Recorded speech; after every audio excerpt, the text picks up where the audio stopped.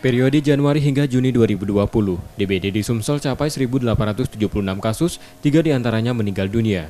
Jika dibandingkan periode yang sama di tahun sebelumnya, kasus DBD di Sumsel mengalami penurunan 2.158 kasus. Hal itu didorong meningkatnya kebiasaan pola hidup bersih masyarakat akibat kewaspadaan COVID-19.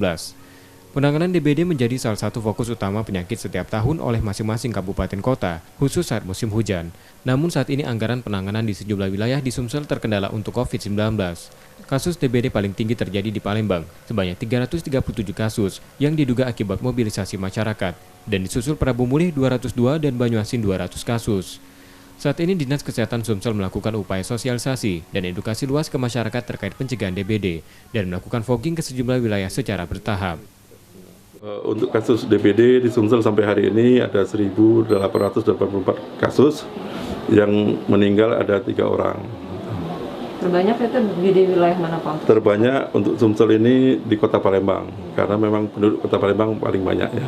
Tapi alhamdulillah untuk tahun ini di Kota Palembang tidak ada kematian. Untuk angka kematian dibandingkan tahun kemarin, tahun ini lebih rendah. Kedepan Dinkes Sumsel akan meningkatkan sumber daya pencegahan dan pengendalian DBD dengan kapasitas SDM, biaya, bahan, dan peralatan operasional program. Reski Oktora, Mokles Diferensial, Kompas TV, Palembang.